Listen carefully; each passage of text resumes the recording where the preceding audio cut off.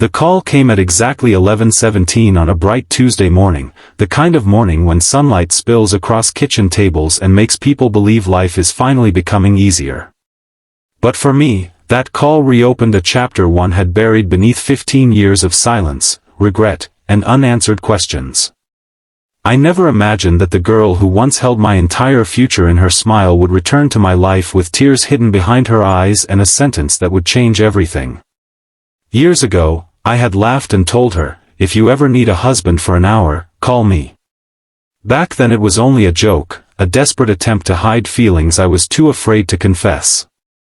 But when she looked at me that day and smiled softly, she whispered, "1 hour isn't enough." I didn't understand what she meant until life gave me a second chance to discover the answer. Before we continue, if you believe kindness deserves a second chance and that some hearts are meant to find their way back home, please like this video, comment where you're watching from, share it with someone who still believes in love, and subscribe to the channel Echoes of Hope for more emotional stories that remind us that hope never truly fades. My name is Corwin Hale, and at 38 years old, I had become the kind of man people admired from a distance. I owned a successful architecture firm, lived in a comfortable apartment overlooking the city, and spent weekends pretending I enjoyed being alone. Friends said I was lucky because I had freedom, stability, and a peaceful life. What they didn't know was that some people carry invisible emptiness inside them. Mine had a name. Her name was Mirelle Voss. We met in college during a summer literature workshop held beneath ancient oak trees on a campus filled with laughter and endless possibilities. Mirelle wasn't the loudest person in the room, but she was impossible to ignore. She had a way of listening that made people feel seen. Her laughter sounded like sunlight reflecting on water, and her kindness seemed effortless. I fell in love quietly, patiently, and hopelessly. But timing can be cruel. While I was building dreams and chasing opportunities, Mirelle was carrying responsibilities heavier than anyone her age should bear. Her mother was ill, her younger brother depended on her, and financial struggles followed her everywhere. She rarely complained.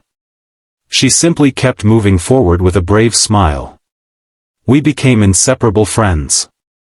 We studied together, shared cheap lunches, and spent afternoons talking about places we wanted to visit someday. She dreamed of opening a small bookstore cafe filled with flowers, books, and music. I dreamed of designing homes that felt warm enough to heal people. One afternoon, while sitting on a park bench under the afternoon sun, I joked to ease the tension of unspoken feelings. I told her that if she ever needed a husband for an hour, she could call me.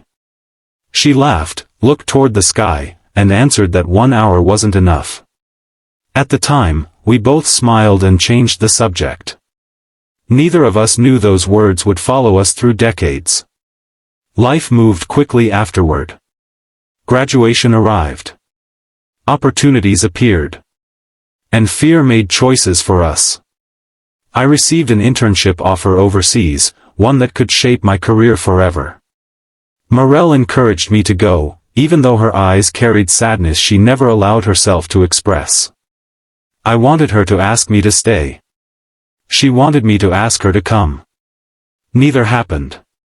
We parted ways at a train station during a bright afternoon. No dramatic confession. No promises. Only silence. And sometimes silence becomes the greatest heartbreak of all. Years passed. I learned through mutual friends that Mirelle eventually married a man named Adrian Mercer, a businessman from another city. They had a daughter named Celeste. I told myself she was happy. I convinced myself that moving forward was the right thing to do. But every birthday, every holiday, every quiet morning carried the memory of the girl who once dreamed about owning a bookstore cafe. Then came that unexpected call. I almost ignored it because the number was unfamiliar. But something urged me to answer. When I heard her voice, time seemed to collapse. It was softer now, touched by exhaustion and maturity, yet unmistakably hers. She asked if I was busy. I said no.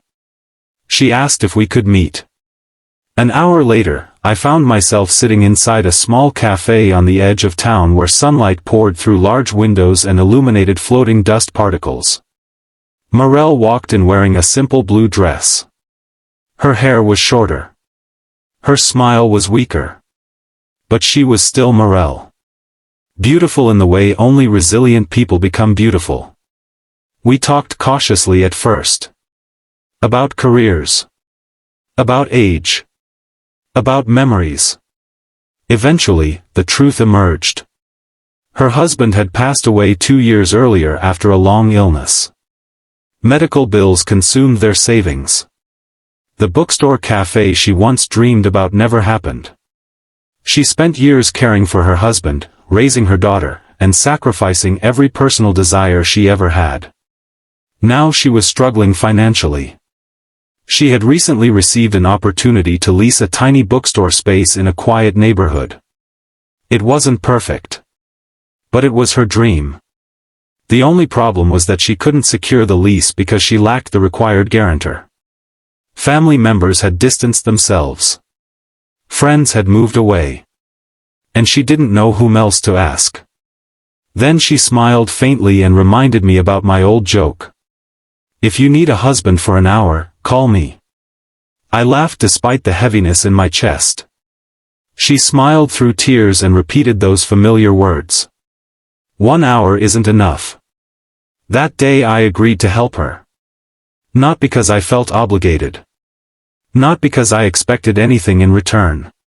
But because some promises are made long before we understand their significance. Over the next several weeks, our lives slowly intertwined again. I met Celeste. She was 11 years old, curious, intelligent, and carried the same compassionate eyes her mother once had in college. She loved reading fantasy novels and drawing tiny illustrations in notebooks. She accepted me cautiously at first. Children who experience loss learn to protect their hearts.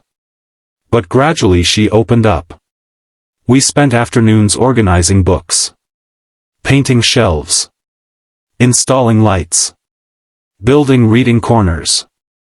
The bookstore slowly transformed from an empty room into a sanctuary. Sunflowers decorated the entrance. Wind chimes danced near the windows. Wooden signs displayed handwritten quotes about hope. People from the neighborhood started visiting. They donated books. Offered encouragement. Shared stories. For the first time in years, I watched Morel smile without sadness hiding behind it. Yet healing isn't simple. Pain leaves scars. Some evenings I noticed her sitting alone after closing hours. Looking at old photographs. Remembering years spent caring for someone she loved deeply. Grieving the life she imagined. Questioning whether happiness was still allowed. I understood those feelings. Because I too had lived with regret. Regret for not confessing my love years earlier. Regret for letting fear dictate my decisions. Regret for believing timing could always be fixed later. One afternoon Celeste surprised both of us. She handed me a drawing. It showed 3 people standing inside a bookstore beneath a sign that read home. Children have a remarkable ability to recognize truths adults spend years denying. That drawing changed something inside me. Weeks became months. The bookstore opened officially during a sunny spring morning. Neighbors gathered outside. Children sat on colorful cushions reading stories. Older couples browsed shelves. Musicians played acoustic songs near the entrance. And Morel stood behind the counter with tears in her eyes. Her dream had survived. Not untouched. Not unchanged. But alive. That evening after everyone left, we sat outside the bookstore watching golden sunlight fade into orange skies.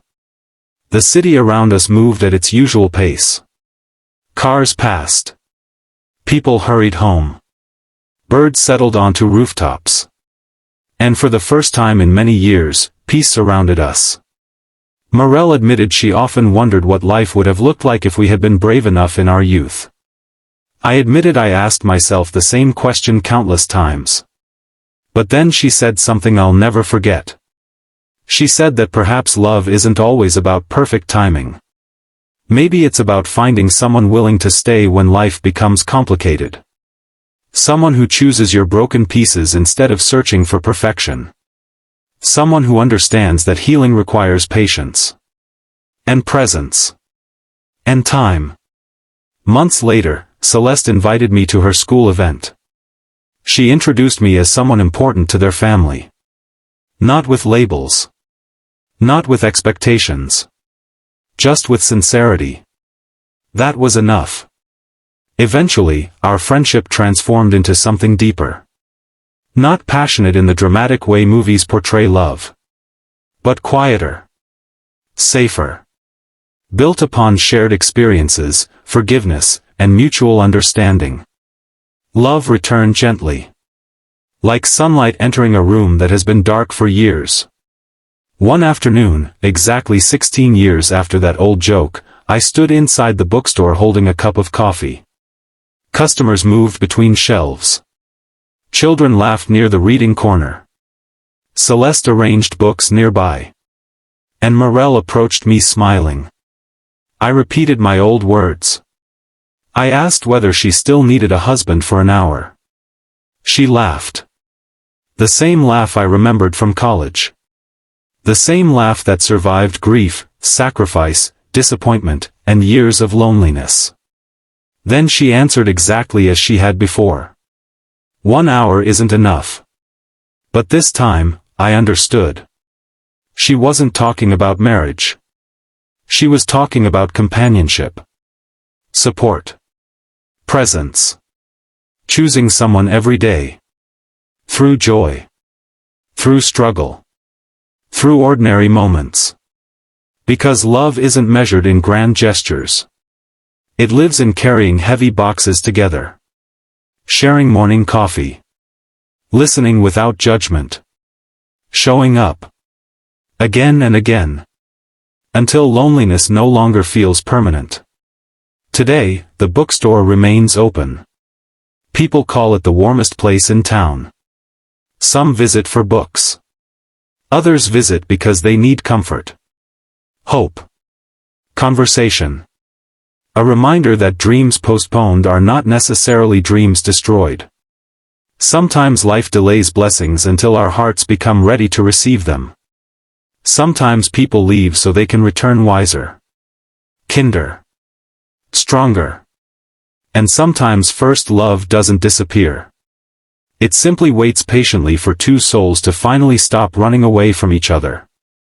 If this story touched your heart, please take a moment to like this video, share it with someone who needs encouragement, subscribe to Echoes of Hope, and let us know in the comments whether you believe true love deserves a second chance.